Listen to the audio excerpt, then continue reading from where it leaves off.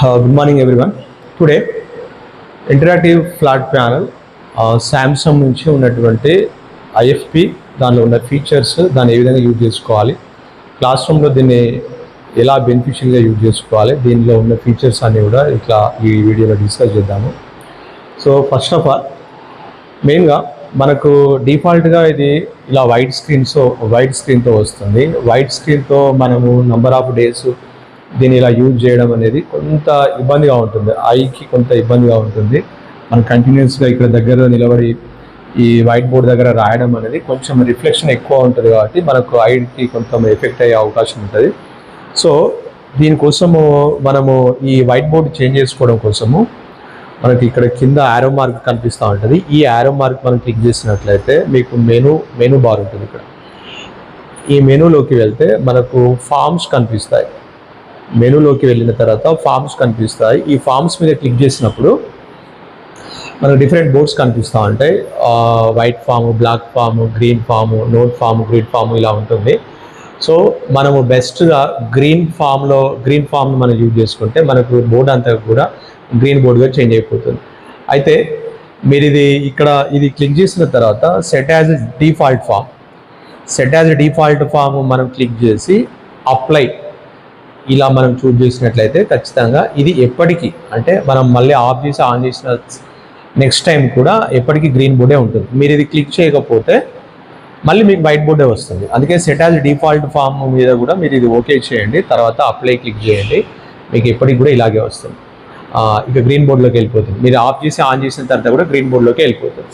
అలాగే మళ్ళీ మెనూలోకి వెళ్ళిన తర్వాత ఒకసారి ఇక్కడ చూడండి, ఈ మన యారో మార్క్ మీద క్లిక్ చేసిన తర్వాత మెనూలోకి వెళ్ళిన తర్వాత మళ్ళీ ఫామ్స్లోకి వెళ్తున్నాను. ఈ గ్రిడ్ అనే ఒక ఫామ్, ఈ గ్రిడ్ మీరు కనుక యూజ్ చేస్తే ఒక గ్రాఫ్, దీన్ని డిఫాల్ట్గా చూజ్ చేసుకోకండి, just fit to page just ఇది సరిపోతుంది. అప్లై మీద క్లిక్ చేయండి. క్లిక్ చేస్తే ఏమైపోతుందంటే ఒక గ్రాఫ్ పేపర్ లాంటిది వస్తుంది. ఎగ్జాక్ట్లీ గ్రాఫ్ పేపర్ లాంటిది కాదు కానీ, బట్ గ్రాఫ్ మనం ఎప్పుడైనా ఎక్స్ప్లెయిన్ చేసేటప్పుడు వై యాక్సిస్గా ఎక్స్ యాక్సిస్గా తీసుకొని దీన్ని ఎక్స్ప్లెయిన్ చేయడానికి ఈ గ్రిడ్ ఫామ్ అనేది యూజ్ అవుతుంది.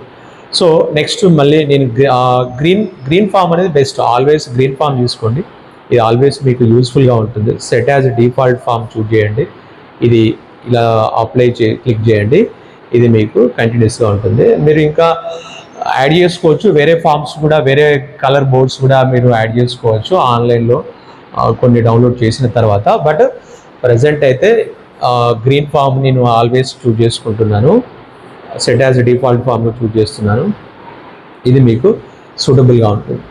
సో తర్వాత దీంట్లో ఇంకా కొన్ని ఫీచర్స్ ఏంటంటే మ్యాథ్స్ టూల్స్ ఉన్నాయి. ఈ మ్యాథ్స్ టూల్స్ని దీంట్లో ఒక రూలర్ కనిపిస్తుంది మనకు. ఈ రూలర్ని మనం ఇలా ఎక్స్టెండ్ చేసుకోవచ్చు, అలాగే రొటేట్ కూడా చేయొచ్చు.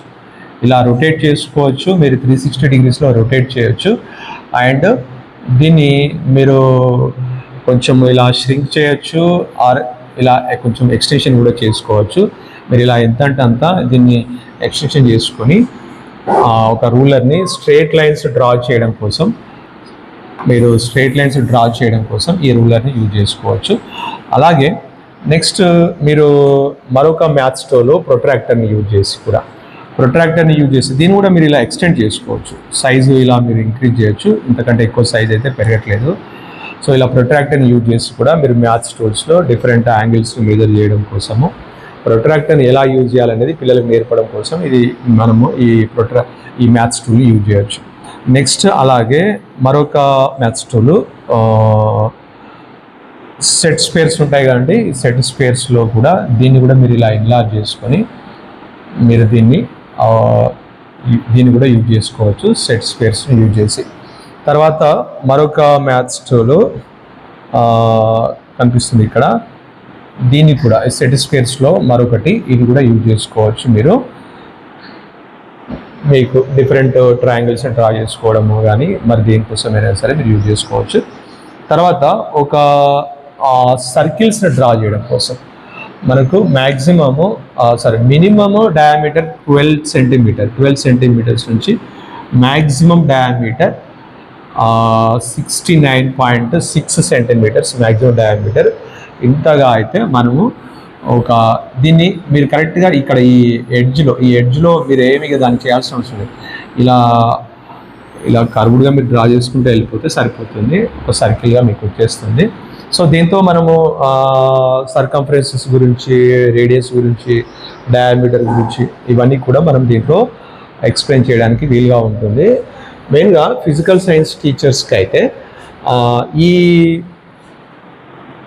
సర్కిల్ని డ్రా చేయడం కోసము ఇంచెస్లో ఉంది. ఇక్కడ ఇది మనకు సెంటీమీటర్స్లోకి మార్చుకోవచ్చు, ఇంచెస్లో కూడా మనం మార్చుకోవచ్చు.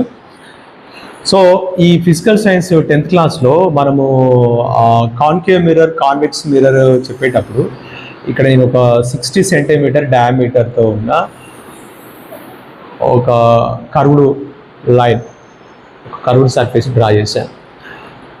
ఇప్పుడు దీంట్లో నుంచి డయామీటర్ 60 సెంటీమీటర్ కాబట్టి సో దీన్ని మిడ్ పాయింట్గా తీసుకుంటే, లేదంటే మీరు రూలర్ తీసుకొని కూడా ఎగ్జాక్ట్లీ 30 సెంటీమీటర్ దగ్గర మిడ్ పాయింట్ ఐడెంటిఫై చేసి ప్రిన్సిపల్ యాక్సిస్ని ఐడెంటిఫై చేయడము, తర్వాత సెంటర్ పాయింట్ని ఐడెంటిఫై చేయడము, ఫోకస్ పాయింట్ అండ్ రేడియస్ ఇవన్నీ కూడా ఐడెంటిఫై చేయడానికి, అవన్నీ ఎక్స్ప్లెయిన్ చేయడానికి ఇక్కడ ఈ సర్కిల్ మనకు బాగా యూజ్ అవుతుంది. సో ఇలా మనం ఈ సర్కిల్ని డ్రా చేయడం కోసం ఈ మ్యాథ్స్ టూల్ని కూడా మనం యూజ్ చేయొచ్చు. ఇది దీంట్లో ఉన్నటువంటి